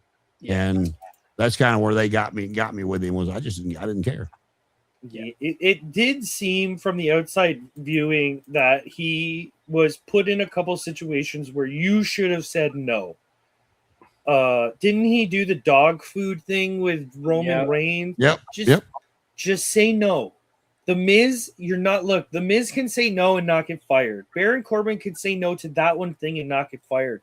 But I think he was a very, this is going to sound insulting, but he seemed like a very yes man. Like, whatever you want me to do, I'll do it and I'll make it work. Every so often, you've got to go, maybe not the dog food thing. I'll do something else, but maybe not that. You know what I mean? So I think there might have been a couple times where he could have put his foot down and didn't, and that sort of hurt him. Like, he's not as flexible as the Miz. I feel like the Miz could do anything, and that's fine because it's the Miz. We all, you know what I mean? He's here, he's established, he's not going anywhere. But I won't do that. Yeah. Number 36, LJ Cleary. Never heard of this one. I looked him up and I went, oh, okay. He's been in like 8 or 9 companies. He was in Noah for a bit. He's under that umbrella, but he just comes in and joins the brawl. So coming up next, a man who sounds like he was named out of the 60s, Madman Fulton. He was in Eric Young's group Sanity in NXT. That much I remember, but I don't know what else he's done his name reminds me of like a Moondog type name. You know what I mean? He was, like Madman Fulton comes like, I'm a wild man. Like, I think he was Sawyer Fulton in that group, if I remember correctly, but don't quote me on that one. I can't even really remember. He comes in and does a couple moves, and that's all I have for it. And that's all I had to say about that. 38, going from a great name to another great name. I don't know about you guys, but Onyx the One has a weird ring to it. I feel like if you say it, Onyx the One, it sounds weird, but you go Onyx the One. Okay, you gotta there's something there. Sounds cool. I looked him up. This guy is the most rookie person I've ever seen. Like, couple years in, only a few matches. He joins the brawl instantly. So, and gets eliminated by everybody's favorite, Austin Aries. Number 39 is a man that once again I had to do the research, and when I researched, I went, oh my god, him. Number 39 is Mr. Thomas. I don't know if you guys recognized Mr. Thomas at all. I'd have to go back and find the picture because right now, off the top of my head, I can't remember who it was. This is for people who are a little bit more out in the ether of pro wrestling. Is Blaster McMassive from Chikara. This is like niche of a niche, but he was a big heavy in a very famous cartoony independent years ago. I think Chikara went the way of Austin Aries, to put it that way. But yeah, when I saw him, I was like, who's this guy? But then when I did my research, I went, hey, yeah, Blaster McMassive. I remember him from years ago, but big notes on him. He's a big lad, but out next, another kind of big lad, but the last person in the pool, Mark Coffey. Who did we have earlier? Joe Coffey? What are these white people names? That Wolfgang. I didn't think Joe was in it. Maybe he was, but he was. Yeah, all three of them were in it. Joe was at number 6, then Wolfgang, and then Mark. So yeah, that was the 3 Gallus boys, whatever they call themselves now. And Mark Coffey comes in, and I'm dubbing this the out of the pool spot, because the second Mark Coffey comes in, they're like, okay, that's 40. Let's go home, boys. Let's everyone start dumping everybody. And it was like bing, bang, boom, boom, boom, boom, boom, boom, boom. And something that I thought was I get the idea of, but I didn't like it, is we have ourselves a final 6. Does that feel weird? No. Like, I don't know. I guess I'm so used to the Rumble having a Final Four. Right. Yeah. That this, like, even as like when you watch Rambos in Japan, you have a Final Four. You don't have so many final people. So this was a bit odd, but the final six: Cross, Riddle, Aries, Dryer, Dijak, and Hammerstone. And it's a little bit of bing bang boom, and we're out. Long story short, the man who definitely, after watching this whole show, the man that should be the champion is the champion. And Karrion Kross knocks out the last four folks and becomes the new Major League Wrestling World Heavyweight Champion. And the crowd went nuts. Oh, the crowd were like, we can go home now. Oh, my God. Now, this wasn't an 8-hour AEW pay-per-view, bro. It was an hour and a half wrestling match. It was.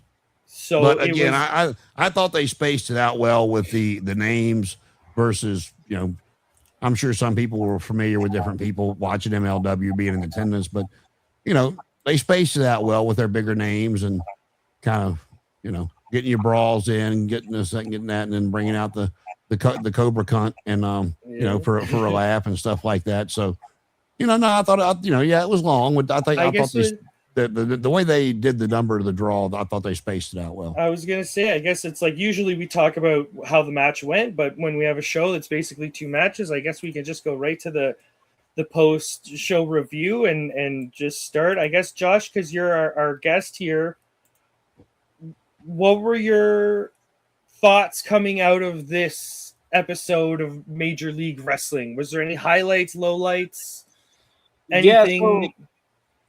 Yeah, there were a couple things that I took away. So firstly, like during the Battle Riot, you brought it up briefly earlier, the camera work. It needs some work. I know they're not a huge promotion. They're not a huge company. They're practically an indie company, if you will. But a lot of the times somebody would be making their entrance and the camera wouldn't pan to it immediately, or someone would get eliminated and then it'd be like 2 minutes after I'd be like, oh wait, that person got eliminated. And like the commentators didn't seem to be up to date with some of the eliminations either. Like someone would get eliminated and they wouldn't call it. And so you'd have to see it for yourself. Be like, oh, I see they got eliminated, but the commentators didn't call it. So that was just a little like production thing that I took away from it. I actually enjoyed the presentation of Contra throughout this show. I think that there's definitely something there. With this faction, it gives me the vibe of a better Dark State in NXT, like NXT's Dark State, but a lot better. Like I like the fact that they added members to get the title off of Kruger, to get the title off of him, get him eliminated, and they ganged up on him. I like that. Yeah, and then obviously the ending of Cross winning was just it was needed. Like I said at the start of the show, as soon as he made his entrance, I'm like, I don't care who the other 39 people are.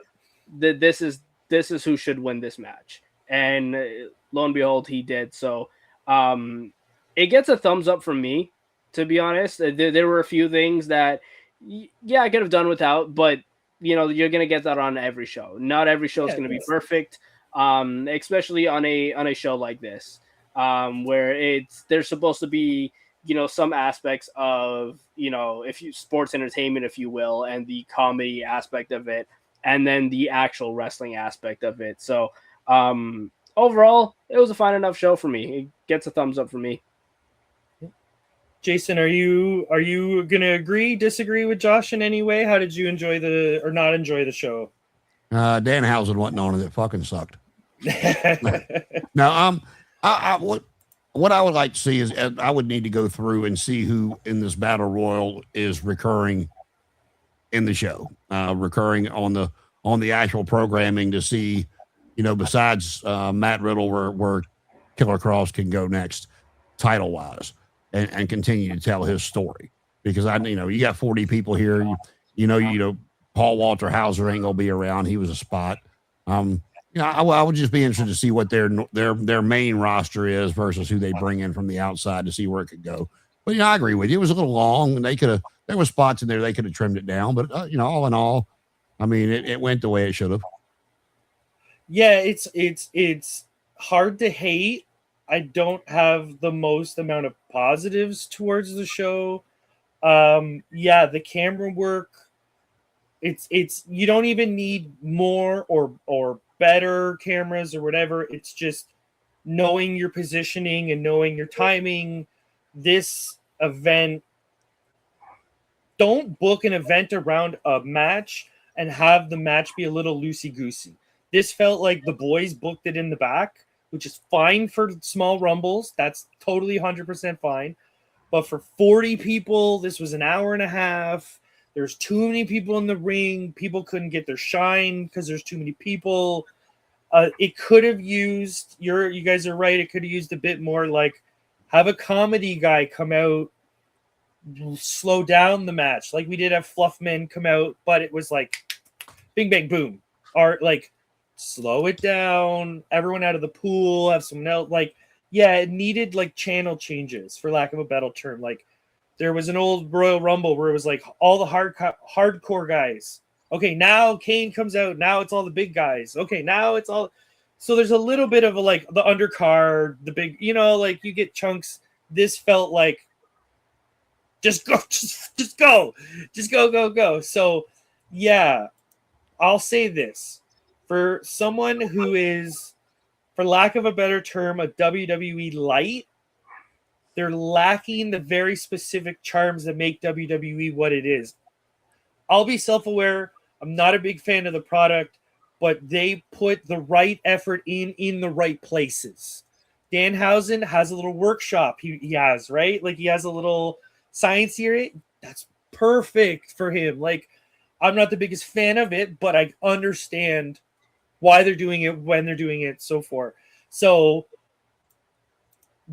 I like, long story short, yeah, thumbs up, but you guys got to have a bit more character to your promotion. It felt very bland. A couple episodes we watched so far, Josh, are like Juggalo Championship Wrestling and Tokyo Joshi. And while they're not great work rate feds, they have personality.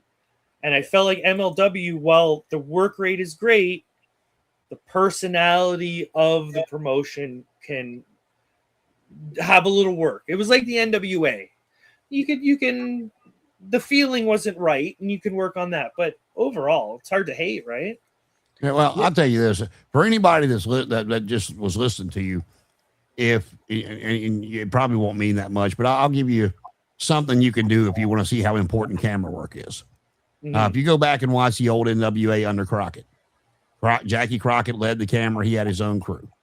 When Turner bought it, Jackie Crockett kept a job, but they started sending in just different camera crews every week to work under Jackie Crockett because they were a TV company. Mm-hmm. Well, the WWE under Kevin Dunn had the same people every week. And you can see a visual difference from before Turner bought it to after Turner bought it. And even when WCW was up here on a high, how much better the camera work was in WWE because they were there every week shooting wrestling, not, shooting wrestling 1 week and then 2 days later shooting a basketball game and 2 days later shooting a 30-minute sitcom. Turner's people were sending in just, new camera people every week. Mm-hmm. And Bischoff's talked about that before. But if you want to watch the difference, you can watch the NWO when they were, beating WWE 2-1 in the ratings. WWE's camera work was still 100 times better. One of the best examples happened recently in Best of the Super Juniors. One of the fellas has a stuffed animal for his gimmick. And for some reason, in the fracas of the match, it got shot up in the air and hung itself from its leash on the top rope. Oh, I did see that, yeah. The stuffed animal's hanging like this. The cameraman was smart enough to go, I'm going to move. So now the animal's in front and the guy who owns the animal is in the back getting pinned. So there's foreground and background information. that's so easy. You just have to have a cameraman that goes, hey, this is going to be good. There's that famous shot of Will Ospreay and Kota Ibushi where they do the flip to do off the top rope, and they like look back, and it's like an anime. One person's looking this way, and the other person. You can't have that magic if you don't tell the cameraman, "Hey, we're gonna do this flip to do. Be here." To you know what I mean? Because it's not hard on shows to go to the cameraman and say, "Hey, I would be doing our viewers listeners a disservice if I did not tell them what the actual best camera work of all time in wrestling was. You go back and you watch the early days of TNA, and of course, yeah, you'll get Sting and you'll get Jarrett and you'll get Joe, you'll get AJ, but the absolute best camera work of all time was when the beautiful people, Velvet Sky and Angelina Love, would come out, and the camera would get his shot of them getting in the ring. By far, yep. Check it out. You'll see what I'm talking about. I call that. I don't even know. I don't even know who was shooting the camera, but hell, I think I could have done that and done just as good a job. I might have went a little further with it and probably got fired, but that's okay. There's a great shot in one of those pay-per-views where the cameraman does that, and you just see, I forget the girl's name, but you just see her like the biggest eyes on her, like she had no idea he was about to do that, and it was just like, oh, okay, oh my god. But yeah, well, that was the great thing about them too, because like they would be getting in the ring. I don't know if you ever saw their entrance, but they would kick that leg over to the one rope. They would look at the cameraman and they would point, and that's when he would zoom in on their ass because they had the skirts on that were about that long, and they would point and bend over and like, I could have done. I could have done that, but okay. It's something that I've been thinking about as a wrestler recently because there's been. I am not going to point a camera at your ass in a thong. I'm not. No. Camera cues are a very powerful thing in professional wrestling. Like Okada has his pose and the camera pans out. What was it? Jonah in New Japan, he would like stomp his foot and the camera would shake like he was King Kong. Like Carl Anderson's got his little gun thing. Like camera cues are a very powerful tool in professional wrestling. And it felt like after watching MLW, whoever was the production lead, it wasn't cued in on that. There was no special entrance. There was no. We kind of missed the point on all this that we're talking about. My point was I'd be interested to know if they actually have the same camera crew every week. Is what I would be interested to know. I got you. Or if it's a different company. Yeah. Or if they're bringing in different people or whatever. I would be interested to know because if you're filming wrestling every week, you don't miss stuff like that. Yeah, that's true. But hey, AEW had that problem when they first started. There was a little rough around the edges, and it took them a while to kind of get the wheels spinning. But MLW's been around a lot longer than AEW, so I don't know if they're having that same problem consistently. They needed to win $20 million in a lawsuit when the cons probably wiped their ass with $20 million a year. So I mean, it's a bit different. All I'm saying is. Juggalo Championship Wrestling was good on the camera cues. Tokyo Joshi, even though all they had was a hard cam, was good on the camera cues. MLW, sorry. Yeah, but that could be their one, like, you fix this, that's a massive bump in your production scale. So, other than that, it's hard to talk about the wrestlers because... Yeah, especially with like battle royal type matches, right? Like what WWE does really well with their Royal Rumble matches is when there's a lot of people in the ring, typically they'll pan to two wrestlers fighting. That's probably the most important encounter in that ring at that moment. So they'll pan to that, and then they'll pan to another fight. Then they'll go back to the hard cam. MLW didn't have much of that. It was mainly the hard cam the entire time. Then the 60 seconds would be up. Then we'd go to the entrance ramp, then back to the hard cam. There wasn't really any like pinpoint focus on any particular encounters in this. It was kind of your eyes go where your eyes go. And if you catch that, you catch it. If you don't catch something, you don't. So I think that's something that is very important. It's a little thing, but it's very important, especially when, filming Royal Rumble type matches and Battle Royal type matches with a lot of people. Just pinpoint on certain encounters, and then you can just break that down throughout the entire ring. And taking that into what Jason was talking about earlier, if we were to watch the Royal Rumble in any year, if we were not a fan, we didn't know anyone, they're good enough at like, okay, this person eliminated this person, they must be feuding. Okay, you know what I mean? Like, they give you enough information that you can at least extrapolate in your head. Oh, this guy is very important. I can tell he eliminated a bunch of people. This guy got eliminated in 2 seconds. He's probably not important. Do you remember what they missed this year though? What big thing they missed? A guy doing this? No, they wherever they panned the camera to, they completely missed Brock Lesnar getting eliminated. Right. Yeah.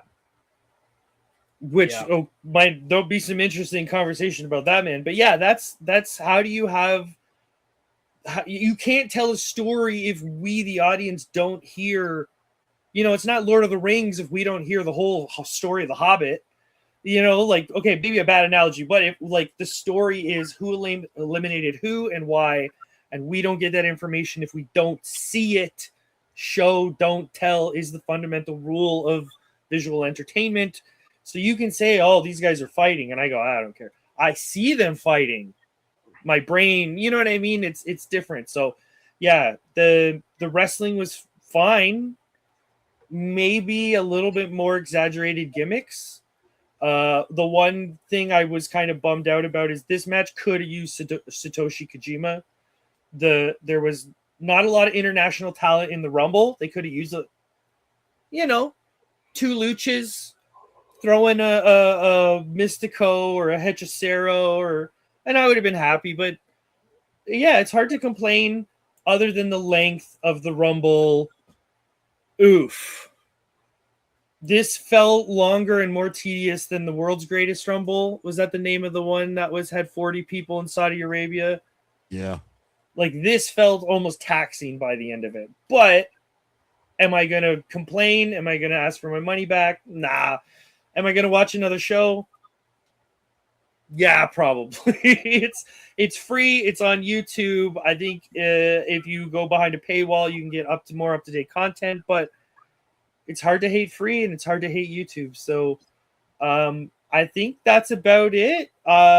Is there any comments you guys have before we wrap this sucker up? Yeah, just a quick comment, because I mentioned the commentators briefly, and I think that I don't think the commentary was necessarily terrible, but it almost sounded, for the majority of the show, it was two fans that they put on commentary. Because what WWE does well was Tom Lawler, who is a wrestler and is not an announcer. Right. Yeah.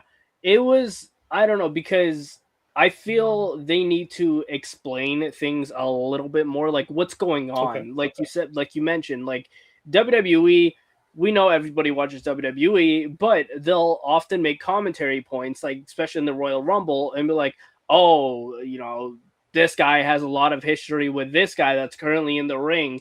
And there wasn't much of that on commentary. It was kind of just like someone came out and be like, oh, you know who this is, kind of thing. It's like the Royal Rumble. They assume you know what you're watching, but they also assume that because it's a Royal Rumble, new people are watching. Yeah. And I think that's a fair agreement, because non-WWE fans will still watch the Rumble because it's a bit of bollocks. It's a bit of fun. Yeah. You know what I mean? You can have a couple pints and get through it. But yeah, they're very good at like, this is Rusev. Rusev does not like Sheamus. Guess who's in the ring? Oh no. They're very over the top. But at the same time, it's like, I know exactly what's going on. I understand that when Sheamus eliminated Rusev later in the match, you know what I mean? Like, you could put two and two together and go, they're probably feuding. Okay, fair enough. But yeah, no, it's hard to disagree with you on that. Well, and again, it goes back to what I was saying earlier. I would need to see what a regular show looks like, who the reoccurring characters are, where Killer Cross is going to go from here. But either or, I mean, it's a good alternative. Which what we're doing this for, trying to give you something else to watch. And there's a lot of pro wrestling 7 days a week that you could watch and still not see it all. So. Hey, we're at episode 6 of this, and the list of companies I have is about 50 long that we have yet to go to, and these are modern day companies. So the road is long and the road is going to be hard, but fortunately for us, the end of the road is here. So I want to personally thank Josh. I know we had a little bit of scheduling conflicts, but hey, that's life. But I'm happy you finally made it out. Hopefully you had fun and we can have you out again and we can learn about some more fun, different pro wrestling. Jason, thank you as always for being my hetero life mate we got here. But yeah, just thanks to you guys for coming out and talking a little bit of wrestling. I don't know if you guys have any closing lines, but here's the moment. No, thank you for having me. I love doing things like this, especially when it's not my podcast and I don't have to do the work of editing or anything like that, and I can just jump on and talk wrestling. It's always a joy. So thank you for having me. I would definitely be down to do this again. But okay, so before we go, let's do the official thing. Where can we find Kayfabe Central before we leave? You can find me on Instagram, TikTok, Twitter, or X as they call it. I also have a podcast of my own called the Kayfabe Central Podcast that is on YouTube and Spotify. If you just type in Kayfabe Central on YouTube, it'll pop up. So yeah, you can find me almost anywhere. Almost anywhere. Jason, do you have any new projects coming on that you want to mention real quick before we wrap up? No, we just got to do our episode of the hard cam probably tomorrow because this went a little bit longer than I think any of us expected it to. Once you get going, you get going. But you know, I'm still in the process of publishing my book. I got the other podcast going. You know, Let's Talk and all that happy stuff. Trying to help you. I won't say happy, but you know, taking the grief journey that I take, and you know, just covering what I've been through in the last 4+ years since losing my daughter. And how I'm getting through it. And, you know, so just try to keep busy and try to remember that, you know, there's 2 days in life you can't do anything about, and that's yesterday and tomorrow. So you got to make today what it is, make it the best one you can be. Hey, that's the way we do it. But yeah, thanks guys for coming out.